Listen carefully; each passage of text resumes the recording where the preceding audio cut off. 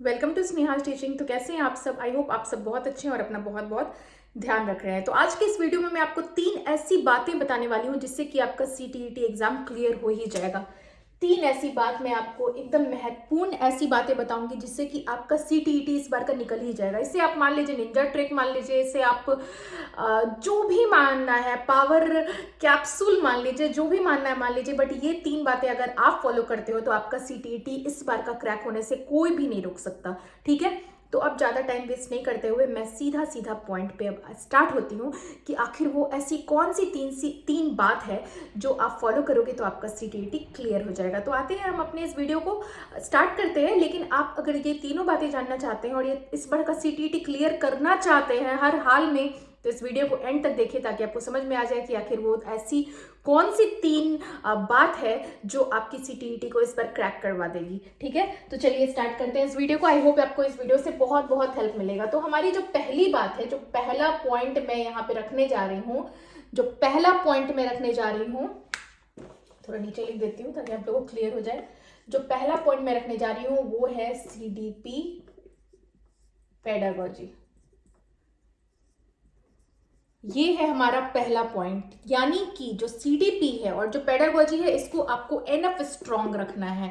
ये हमारा पहला ऐसा ट्रिक है जिससे कि आपका सीटीईटी एग्जाम क्लियर होने का 99% चांस हो जाता है।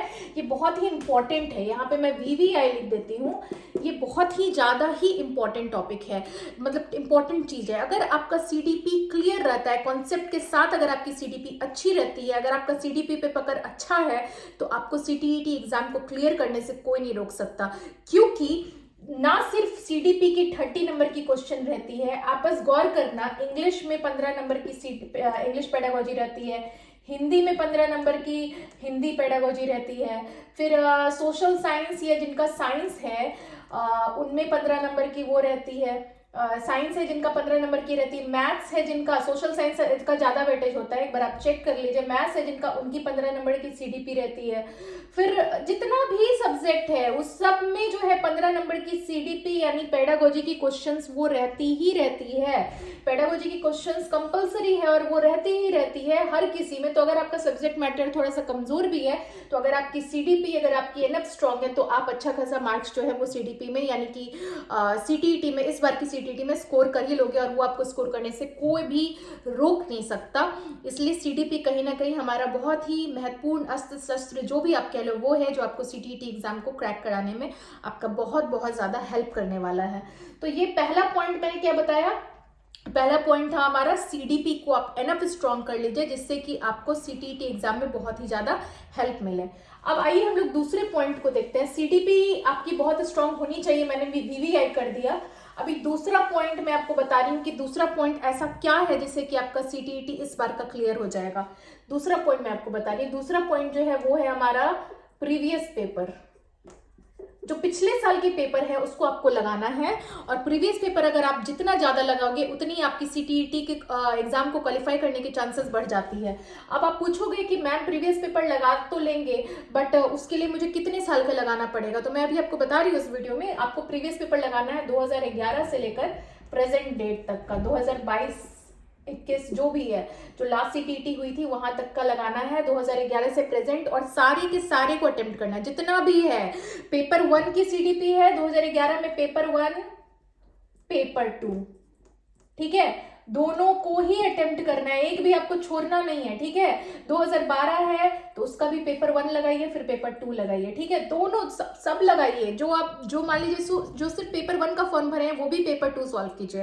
पेपर 2 की सीडीपी को जरूर सॉल्व कीजिए क्योंकि सीडीपी में बहुत ज्यादा फर्क देखने को नहीं मिलेगा। कई बार ऐसा भी होता है कि पेपर 2 की जो सीडीपी होती है वो पेपर 1 से ईजी ही देखने को मिलती है, ऐसा कई बार होता है। मेरी जो पेपर 2 की सीडीपी थी उसमें मेरी 30/30 थी। मैं वीडियो बनाऊंगी कि आप बोलोगे मैम आपकी सीडीपी में 30/30 है, कैसे है, कैसे किया तैयारी।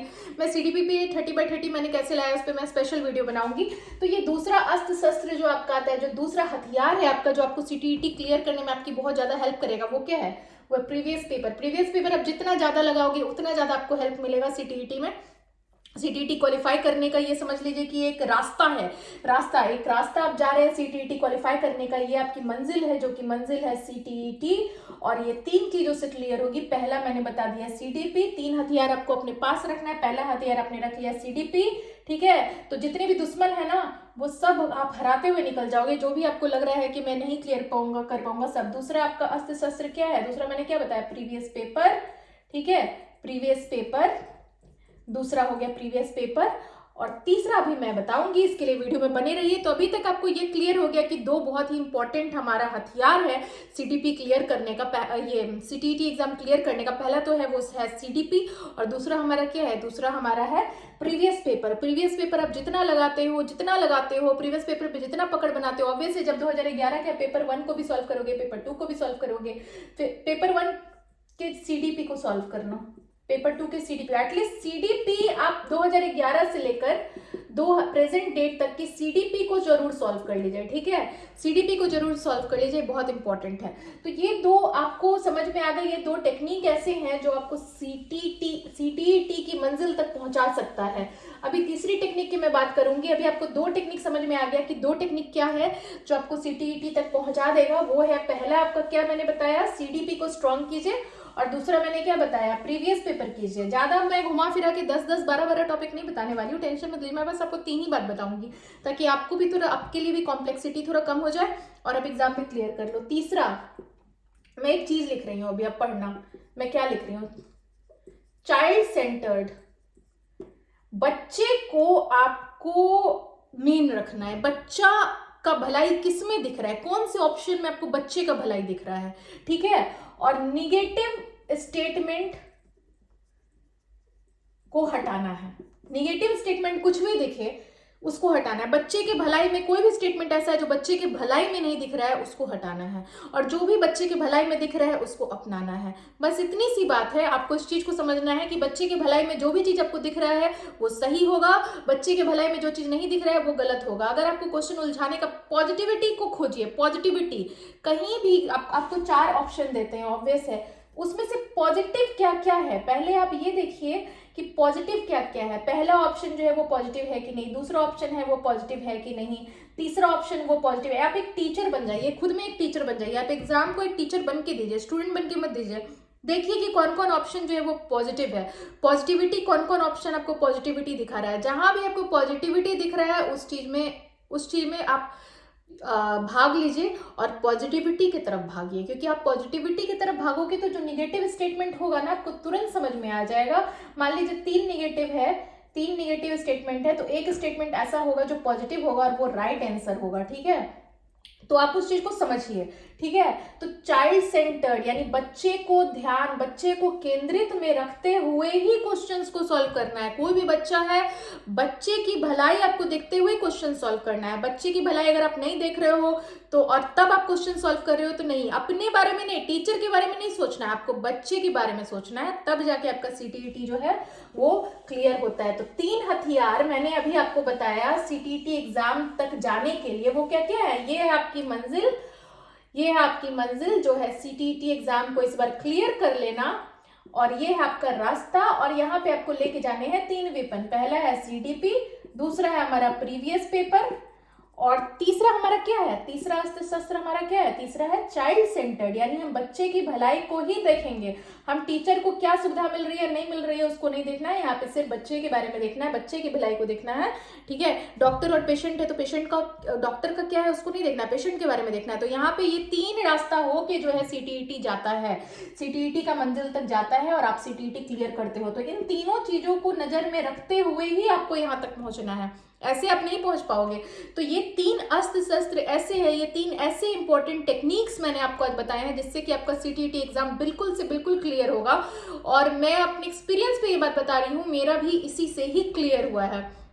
हर रोज मैं ऐसे ऐसे प्लानिंग और ऐसे ऐसे स्ट्रेटजीज आपके लिए लेके आऊंगी जिससे कि आपका सीटीईटी एग्जाम इस पर क्लियर हो ही जाए। अगर आप ऐसे टेक्निक्स और ऐसे ऐसे चीजों को जानना चाहते हैं तो चैनल को सब्सक्राइब कीजिए और बेल आइकन को प्रेस कीजिए ताकि आपको मेरे आने वाले अपडेट्स आपको मिल जाए, टाइम से। ठीक है, कल फिर एक वीडियो आएगा और उसमें मैं फिर से एक न्यू स्ट्रेटजी लेके आऊंगी। मेरा मन है कि हाउसवाइफ्स के लिए एक वीडियो लाऊं, ताकि क्योंकि हमारी बहुत सारी ऐसी महिलाएं हैं जो घर में बैठ के तैयारी कर रही हैं, उनको घर का भी काम देखना है और साथ साथ सीटीटी एग्जाम को भी फेस करना है। तो मैं सोच रही हूँ कि उनके लिए एक वीडियो तो बनता है यार, क्योंकि वो सब भी बहुत काम करते हैं, वो किसी वर्किंग लेडी से कम नहीं है, इनफैक्ट उनसे ज़्यादा ही है। उनको सब कुछ देखना है और उनके लिए पढ़ाई भी बहुत महत्वपूर्ण है, क्योंकि शिक्षा बहुत ही ज़्यादा इंपॉर्टेंट है आज की डेट में।